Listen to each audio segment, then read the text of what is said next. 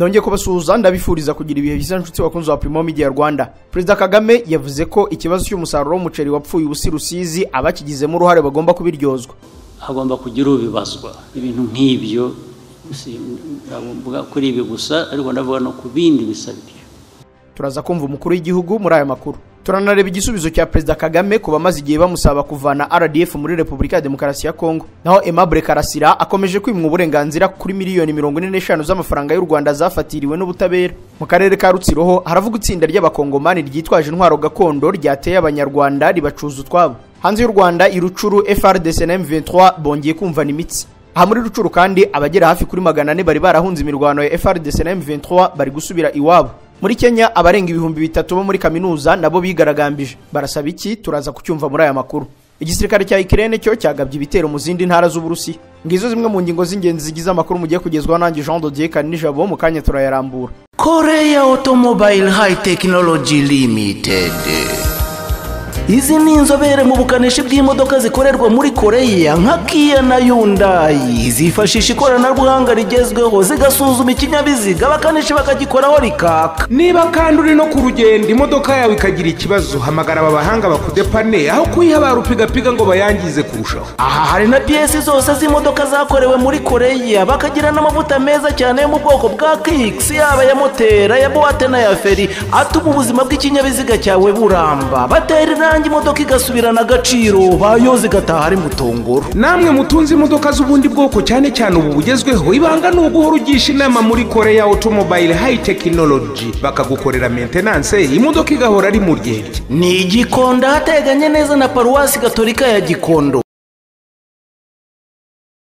Mu ivuriro Everlife nahivurije umwijima, mpivuriza n'iby'amabanga y'abashakanye. Bankoraho riraka n'abahanga pe. Nyuma yo kugira ikibazo cy'imisemburo mike bandangiye ivuriro Everlife ndarigana baramfasha icyo kibazo kirakemuka. Nyuma naje kujyana n'umubyeyi wanjye afite ikibazo cya hypertension, ubu ngubu n'umuziba. Nashishikariza abantu bafite ibibazo by'imisemburo bigatuma batabyara, bigatuma imihango yabo itaza neza nkuko bikwiye, kuba mwagana ivuriro Everlife bakabafasha. Murakoze cyane. Ivuriro Everlife rikorera Nyabugogo rimaze kuba ubukombe mu Rwanda no hanze yarwo mu kuvura indwara bakoresheje imiti y'ibimera kandi itunganyijwe neza mu buryo bw'ibinini, poudre cyangwa liquide. Hari abadogiteri batandukanye bagufasha kandi kiza nuko aho waba uherereye hose ku isi imiti yakugeraho, cyane ko bakorana na DHL. Mu ndwara bavura twavugamo nk'iz'imyororokere zose, kurangiza vuba no kubura ubushake, indwara zifata abadamu zose, igwingira ry'igitsina, indwara nk'umwijima, diabete, amara, igifu, asima. Abifuza kuva ku biyobyabwenge nabo barabafasha. Ku bindi bisobanuro wahamagara cyangwa ukandikira muganga. Everlife, icyizere cy'ubuzima. Ikaze muri aya makuru arambuye tuyahere kuri ivuga ko Perezida Kagame yavuze ko kibazo cy'umusaruro w'umuceri wapfuye ubusa i Rusizi. Perezida Paul Kagame yavuze ko mu bari abaminisitiri harimo abarangaranye abaturage bejeje umuceri mu ntara y'Uburengerazuba kabahombera, bityo ko bagomba kubiryozwa. Yabigarutseho nyuma yo kurahiza Minisitiri w'Intebe Dr Edouard Ngirente wongeye gusubira muri uwo mwanya na nyuma yo kwakira indahiro z'abagize inteko ishinga amategeko umutwe w'abadepite baraye barahiye kuri uyu wa gatatu. Perezida Kagame yagize ati: nagize nshakisha amakuru ku internet, uza kubona kuri social media umuntu cyangwa abantu batabaza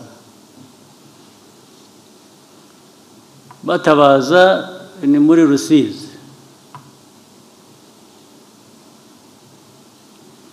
Batabaza ko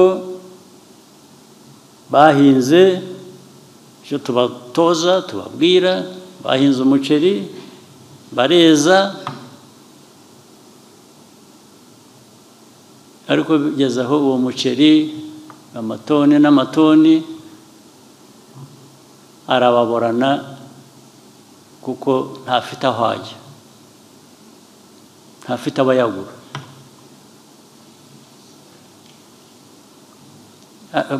Murabizi, mwari mubizi, mwari mwabyumva. Erega ubwo namaze kubibona kuko nge ntabyo narinzi. Ndabaza, fata telefone ndabaza abantu.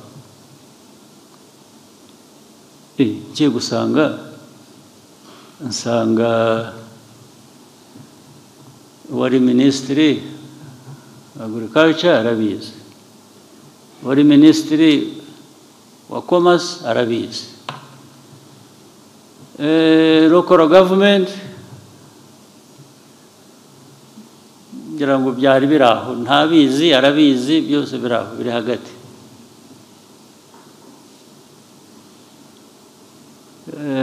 Muri ibyo byose prime minister wasubiyeho wari uriho nawe yari abizi igice, ikindi gice kinini atakizi. Ariko ubwo ni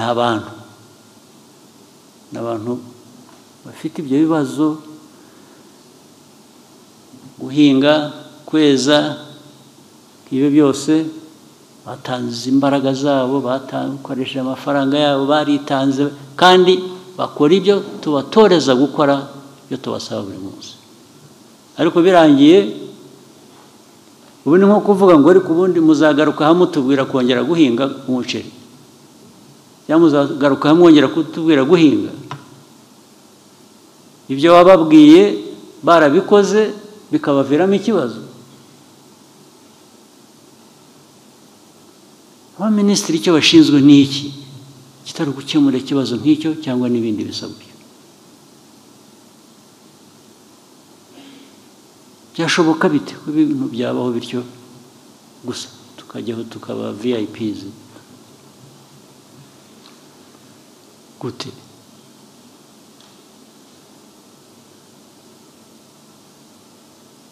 Icyo kibazo ariko nka bya bindi mugani w'Abanyarwanda, ibuye yabonetse ariko ribonetse turibonye ryamaze kuvuna isuka,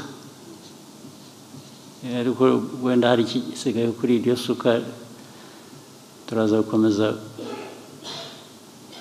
iyo suka kuyihingisha. Ariko hagomba kugira ubibazwa ibintu nk'ibyo, ndavuga kuri ibi gusa, ariko ndavuga no ku bindi bisabye. Muri iri jambo rye kandi umukuru w'igihugu yagaragaje ko amadini akwiriye gutangira gusora. Ni mu gihe amaze iminsi havugwa ikibazo cy'ubwinshi bw'amadini n'amatorero mu Rwanda kimaze gutera akajagari n'imikorere iyobya rubanda, aho umukuru w'igihugu yasabye ko mu rwego rwo guhangana nacyo hakwiye gushyirwaho umusoro ku maturo n'ibindi byinjizwa na ba nyirayo. Ariko Abanyarwanda mwarapfuye mugera aha ngaha ku buryo umuntu aza akabarindagiza, ari umuntu warindagiye akaza akabarindagiza. Mwebwe abantu bakuze, abantu bazima, abantu mufite ibyo munyuzemo, umuntu akaza akarindagiza igihugu cyose, agafata igihugu akakigira ingwate, namwe mukarindagira mugakurikira.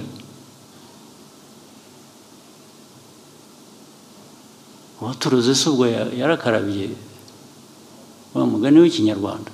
Abandi ngo muraho mwagiye mu mashuri, mwarize, mwaraminuje, muraho muri abantu babirase, babandi ba VIP, warangiza ugashukwa n'umusazi ukamukurikira, ntunamubaze utari kurantwara he. Ariko handi muranabizi, hari nabo bicaga, hari nubwo abantu bica. Rimwe niba mujya mukurikira amakuru simbizi, nko mu bindi bihugu umuntu unera cyo w'umusazi agatwara abantu, akabatwara abantu benshi magana ngahe, akababwira ibyo bakora, akababuza kurya, akababuza gufata iki, akababuza kugira gute, abantu bagapfa. Murabizi, murabumva, murabikurikira, cyangwa n'ibyo mpimba. Byose nibyo mushaka mwebwe, nibyo mushaka kubamo, ibyo mushaka. Ubu muraha muhagarariye abaturage b'u Rwanda, barabatoye ngo mwarangiza n'ibyo murimo.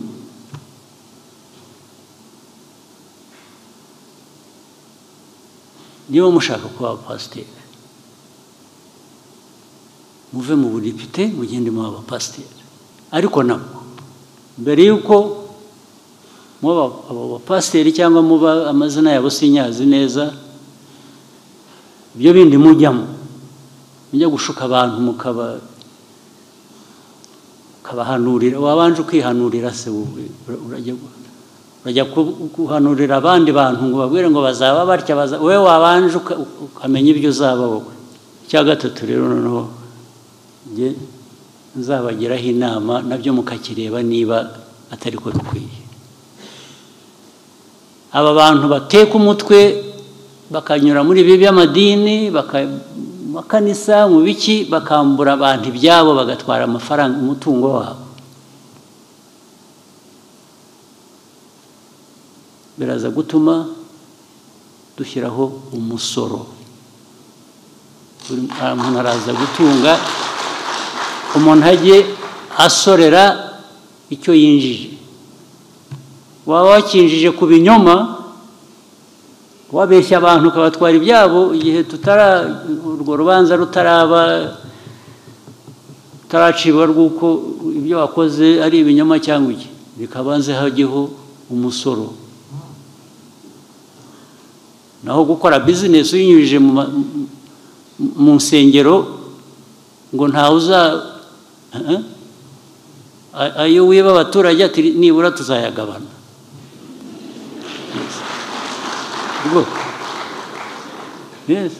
Ajye muri leta, ajye gufasha abo tuzasanga baragiriwe nabi. Ako kajagari gacike. Yanabwiye abamaze igihe bamusaba kuvana ingabo z'u Rwanda ku butaka bwa Repubulika ya Demokarasi ya Kongo kubanza kumenya ikibazo cyaba cyaratumye zijyayo hanyuma bakagikemura. Muvane abasirikare banyu muri Kongo, muvane RDF muri Kongo. So the question is, RDF rega kwiri muri Kongo yajyanyeho n'iki? Kukibwira ko yabiri muri Kongo yagiye kugira gute? Niba uzi icyayijyanye rero, niba uri shwa kwiriyo cyamura icyo kibazo, cyamura icyo kibazo, hanyuma noneho ubaza u Rwanda utari ko abasirikare b'u Rwanda mwohereza muri Kongo nijoro ku manywa bakaba bavuyeyo cyangwa bagumayo, kuki bagiye ko ikibazo twakirangije? Ikindi bakwiye guhagarika ni ugufata ikibazo cy'abanyekongo bakakigira icyacu, hanyuma warangiza ukavuga ngo wowe ugira icyo ukora hano, ibi bindi by'abanyekongo ni ibyacu biratureba. Okay, that's good.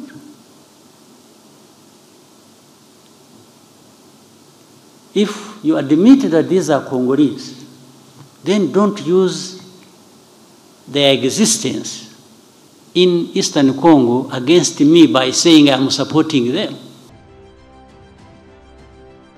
Perezida Kagame kandi yavuze ko mu gihe ikibazo cya FDLR kitarabonerwa igisubizo hari ngo n'abagerageza kuyikuraho icyasha bavuga ko mu Rwanda hari abandi bantu bishwe mu rwego rwo gutesha agaciro jenoside yakorewe abatutsi mu 1994. Yanenze kandi si ikemura ibindi bibazo by'umutekano birimo n'iterabwoba, ariko bikaba bibabaje kuba ikibazo cya FDLR kimaze imyaka 30 yose kidakemurwa. Tukivuga ku makuru arebana n'irahira ry'abagize inteko ishinga amategeko, kandi u Rwanda rukomeje kuba intangarugero mu guteza imbere abagore mu nzego zifata ibyemezo, aho kuri ubu abafite imyanya mu nteko ishinga amategeko yarwo bageze kuri 63.75%. Ni umubare wiyongereye kuko wavuye kuri 61.25%, aho mu badepite 80 bari mu nshingano zo kuba intumwa za rubanda harimo abagore 49 n'abagabo 31. Uretse kwiharira imyanya myinshi mu nteko ishinga amategeko y'u Rwanda, bikaba umuhigo u Rwanda rwihariye ku isi. No mu buyobozi bw'inteko igiye kumara imyaka 5 mu nshingano, abagore nibo biganje. Nk'ubu Kazarwa Gertrude w'imyaka 60 y'amavuko niwe watorewe kuyobora inteko ishinga amategeko y'u Rwanda umutwe w'abadepite n'amajwi 73, atsinze Depite Nizeyimana Pio wagize amajwi 5. Depite Kazarwa asimbuye Donatille Mukabarisa usanzwe ari na perezida w'ishyaka riharanira ukwishyura ukizana kwa buri muntu PL wari umaze imyaka irenga 10 kuri uwo mwanya. Ni mu gihe vice perezida ushinzwe amategeko no kugenzura ibikorwa bya guverinoma nawe yabaye umugore, kuko uwo mwanya wegukanywe na Uwineza Beline wagize amajwi 79. Umubare w'abagore bari mu nteko ishinga amategeko wiyongereye mu gihe muri 2018 wari waragabanutse ugereranyije na manda yari icyuye igihe, aho bavuye kuri 63.7% baba 61.25%. Mu yandi makuru, Aimable Karasira akomeje kwimwa uburenganzira kuri hafi miliyoni 45 z'amafaranga y'u Rwanda zafatiriwe n'ubutabera. Aimable Karasira ushinjwa ibyaha birimo guhakana no gupfobya jenoside yakorewe abatutsi arasaba ubushinjacyaha kurekura amafaranga ye yafatiriwe kugira ngo abashe kwishyura abanyamategeko be. Avuga ko aya mafaranga yafatiriwe akaba miliyoni 45 z'amanyarwanda arimo ayo mu Rwanda n'amadevize. Ngo hari amadevize agera ku 11,000 by'amadolari ndetse n'andi abarirwa mu 17,000 by'amayero. Avuga ko amwe yayakoreye ayandi ari impano z'abantu batandukanye. Hashize amezi 3 yandikiye ubushinjacyaha bukuru atanga uburenganzira bwo kwishyura abanyamategeko be Bruce Bikotwa na mugenzi we Felicien Gashema mu rubanza bagombye kumwunganiramo ku byaha buranamo n'ubushinjacyaha. N'ubwishyu yanditse ko bugomba guturuka ku mafaranga yafatiriwe n'ubushinjacyaha. Ubushinjacyaha bukuru bwasubije Karasira bwisunze itegeko rigenga igaruza ry'umutungo ufitanye isano n'icyaha, bumwibutsa ko riteganya kwifatira riba rigamije kwambura by'agateganyo umutungo ukomoka ku cyaha kivugwa muri iryo tegeko uregwa gikurikiranyweho mu gihe urubanza rukiburanishwa.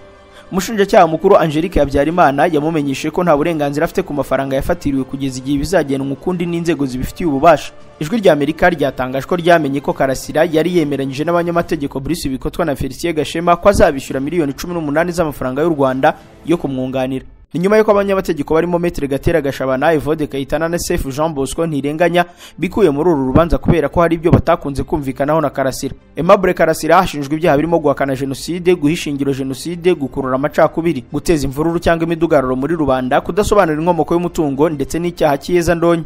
Azongera kwitaba urukiko mu kwezi gutaha kwa 9. Mu makuru avuga mu turere, itsinda ry'abakongomani ryitwaje intwaro gakondo ryateye abanyarwanda ribacuza utwabo. Itsinda ry'abakongomani 6 bateye abanyarwanda 4 barimo bakora akazi ko kuroba isambaza mu kiyaga cya Kivu, babambura moteri itwara ubwato na telefone zigezweho 2. Byabereye mu karere ka Rutsiro mu murenge wa Boneza mu kagari ka Bushaka mu mudugudu wa Bugarura mu ijoro ry'itariki ya 13 z'uku kwezi. Munyamahoro Muhizi Patrick, umunyamabanga nshingwabikorwa w'umurenge wa Boneza, yabwiye Bwiza ati nibyo koko abanyarwanda 4 barimo bakora umurimo w'uburobyi bw'isambaza baterwa n'abagizi ba nabi 6 b'abakongomani bitwaje intwaro gakondo, babambura moteri itwara ubwato barimo, telefone 2 zigezweho n'itoroshi ndetse barabakomeretsa. Akomeza avuga ko aba baturage batabawe n'inzego zishinzwe umutekano ishami ryo mu mazi bajyanwa ku kigo nderabuzima cya Kinunu ndetse ngo bose batashye. Aba bakongomani kuri ubu nta numwe uratabwa muri yombi, ariko amakuru ikinyamakuru Bwiza cyatangaje ngo nuko aba barobaga bambuwe moteri yo mu bwoko bwa Yamaha. Mu makuru avuga hanze y'u Rwanda, muri Rucuru FRDC na M23 barayibumvanye imitsi. Amakuru aturuka muri Repubulika ya Demokarasi ya Kongo aravuga ko hongeye kubura imirwano hagati y'ingabo za leta FRDC na M23. Izi mpande zombi zaraye zirasanye ku gicamunsi cyo kuri uyu wa gatatu tariki ya 14 z'ukwa 8. Ni imirwano yabereye mu gace ka Kisharo gaherereye muri grupoma ya Binza muri teritwari ya Rucuru muri Kivu y'Amajyaruguru. Ni mu gihe hari hashize ibyumweru 3 aka gace kigaruriwe n'umutwe wa M23. Amakuru aravuga ko FRDC ariyo yagabye iki gitero mu rwego rwo gushaka kongera kukigarurira. FRDC ariko ngo ntibyayihiriye kuko M23 yabakubise inshuro bimwe mu bikoresho by'ingabo za leta bikanafatwa. Iyi grupoma ya Binza yagiye iberamo imirwano ikaze hagati y'umutwe wa M23 n'iri huriro ry'ingabo zirwana ku ruhande rwa leta ya Kongo. Ni mu gihe Amerika yerutse gutangaza ko agahenge kari kashyizweho hagati y'izi mpande zombi gasa nkaho katubahirijwe.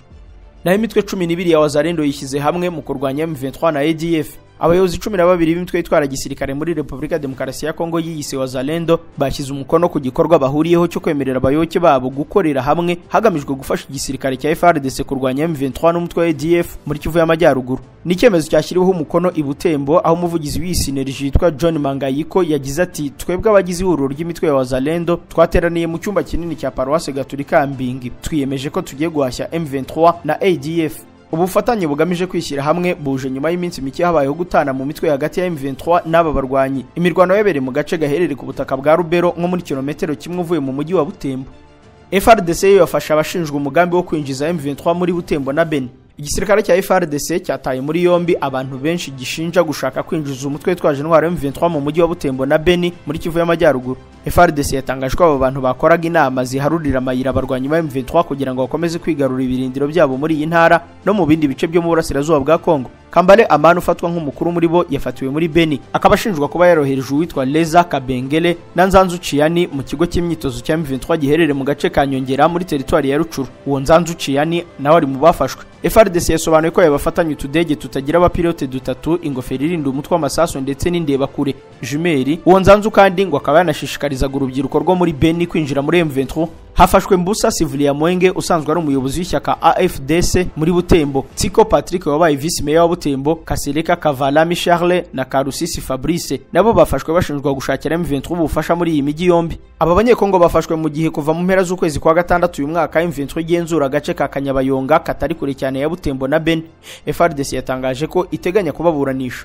tukira mu burasirazuba bwa Repubulika ya Demokarasi ya Kongo kandi Rucuru abagera hafi kuri 400 bari barahunze imirwano ya FARDC na M23 basubiye iwabo. Abantu babarirwa mu magana bavanywe mu byabo mu karere ka Rucuru muri Repubulika ya Demokarasi ya Kongo bagarutse nyuma yo guhunga imirwano hagati y'ingabo za Kongo n'inyeshyamba za M23 nk'uko ibiro bishinzwe guhuza ibikorwa by'ubutabazi bibitangaza ngo hagati y'ukwezi kwa 3 no kwa 7 abantu 383 bagarutse mu midugudu ya Kibirizi, Birambizo na Bamba. Ibiro bishinzwe guhuza ibikorwa by'ubutabazi byagize biti aba batahutse mbere bavanywe mu byaba Nyanzare, Kikuku muri zone ya Kibirizi ndetse no mu turere twa Lubero na Warikari.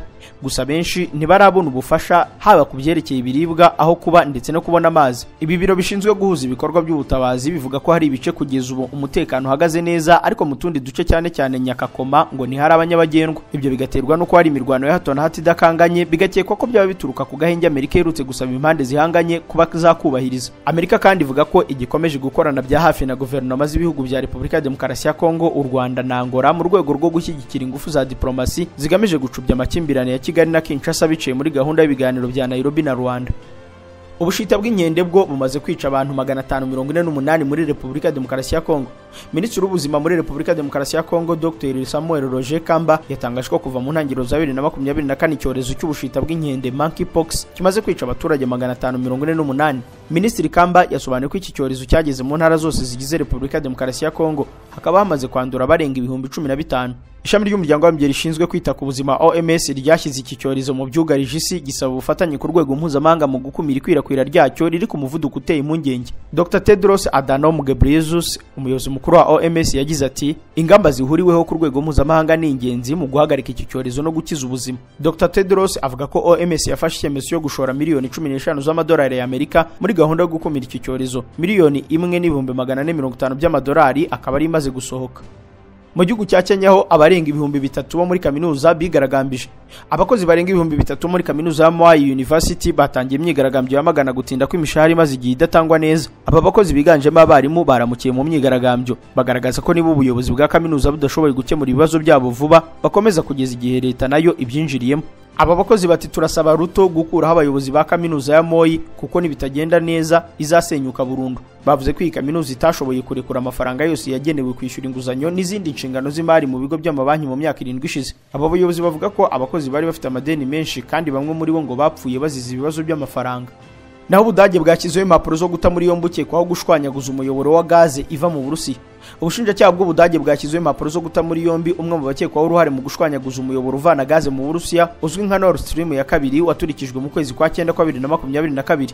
Imyirondoro y'ukekwa yashyizwe hanze ni Vladimir Zed ukomoka muri Ukraine, nubwo hataragaragazwa niba hari uruhare inzego z'ubutasi n'umutekano z'icyo gihugu zibifitemo. Bivuga ko impapuro zo guta muri yombi abagize uruhare muri uko gusenya uwo muyoboro zatanzwe mu kwezi kwa 6 uyu mwaka. Uretse Vladimir Zed ngo hari abandi bantu 2 bakekwa. Vladimir ukekwa bivuga ko abarizwa muri Polonye mu burengerazuba bw'umurwa mukuru Varsovie, ariko ubuyobozi bwa Polonye bwanze gufasha ubutabera bw'Ubudage kugira ngo atabwe muri yombi. Bivugwa ko abo bakekwa umunsi umuyoboro ushwanyaguzwa bagaragaye mu bwato bw'abakerarugendo bwahanyuze. Ubudage burasaba Polonye kubereka amashusho yafashwe na kamera agaragaza abo bantu bari mu bwato, ariko Polonye ivuga ko yahise yasiba. Uburusiya bwakunze kuvuga ko Leta z'Ubumwe za Amerika zibifitemo uruhare kuko na mbere hose zitifuzaga ko hari gazi ituruka mu Burusiya yacuruzwa ku mugabane w'Uburayi. Ingabo za Ukraine zo zagabye ibitero mu zindi ntara z'Uburusiya. Ingabo za Ukraine zimaze igihe kirenga ibyumweru zigenzura ibice bitandukanye mu ntara ya Kursk mu Burusiya, zaraye zigabye ibitero mu zindi ntara z'icyo gihugu. Ukraine yatangije ibitero muri Kursk ku itariki ya 6 z'uku kwezi mu rwego rwo gushyira igitutu ku ngabo z'Uburusiya zayishoje intambara muri Gashyantare 2024. Perezida wa Ukraine Volodymyr Zelensky yatangaje ko yavuganye n'umugaba mukuru w'ingabo zabo amumenyesha ko buziri kugenzura uduce 74 two muri Kursk. Nkuko Al Jazeera yabitangaje mu ijoro ryakeye ngo Ukraine yagabye ibitero by'indege zitagira abapilote na misile mu ntara zo mu majyepfo y'Uburusiya zirimo Kursk, Voronezh, Belgorod n'intara ya Nizhny Novgorod. Ibi bitero byatumye abarenga 200,000 batuye muri izi ntara zegereye Ukraine bahunga. Naho Gradikov, guverineri wa Belgorod, we ngo afata icyemezo cyo gushyira iyi ntara mu bihe bidasanzwe. Leta y'Uburusiya ku munsi w'ejo yatangaje ko muri rusange yasenye indege 117 zitagira abapilote za Ukraine ndetse na misile nyinshi zarashwe muri izi ntara. Mu gihugu cy'Ubuyapani, Minisitiri w'Intebe yegujwe n'igitutu cy'abaturage. Minisitiri w'intebe w'Ubuyapani Fumio Kishida yemeye kwegura nyuma y'igitutu cy'abaturage bakomeje kugaragaza ko batamushaka kubera ubuzima buhenze n'ibibazo byaranze ubutegetsi bwe. Biro ntaramakuru Reuters byatangajwe mu zindi mpamvu ziri nyuma y'ubwegure bwe ari uko ishyaka Liberal Democratic Party ryisanze mu bintu byinshi byaryandurije izina mu gihe cy'ubutegetsi bwe. Muri ibyo bibazo harimo kubira ishyaka ryaragiranye imikoranire hafi n'urusengero rukomoka muri Korea y'Epfo rwitwa Unification Church rwinjiza amafaranga menshi rukanagira imyizerere ihabanye n'amahame yo mu Buyapani, rukaba rushinjwa gukenesha abaturage b'Ubuyapani binyuze mu kubasarura amaka yabo mu maturo. Nyuma yo gushinjwa ibyo mu 2023 urwo rusengero rwavuze ko rugiye gukora amavugurura ku buryo umuyoboke warwo uhembwa umushahara adakwiye kwitanga amafaranga arenga 30% by'ayahembwa, kandi ko na mbere yo kujya kuyatanga umuryango we yatanga ugomba kuba wabanje kubyemeranyaho. Mu bindi byashinjwe Kishida Fumio wari minisitiri w'intebe w'Ubuyapani nuko ishyaka rye ryagiye rikusanya amafaranga menshi y'inkunga rikagaragaza ko agiye gukoreshwa mu bikorwa bya politike bitandukanye, ariko nyuma rikajya rinanirwa kugaragaza ko ayo mafaranga yakoreshejwe. Mu kiganiro yagiranye n'itangazamakuru Fumio Kishida yatangaje ubwegure bwe, avuga ko atakomeza kuyobora atizewe n'abaturage. Fumio Kishida yagiye ku butegetsi mu 2021 akaba ari minisitiri w'intebe w'Ubuyapani kuva icyo gihe. Inshuti bakunzi wa Primo Media Rwanda, iyo nkuru niyo dusoreje amakuru ari kugarukwaho. Reka mbashimire kwa mwamwe yakurikiye, mbararikire gukomeza kureba ibindi biganiro by'uru rubuga. Bye.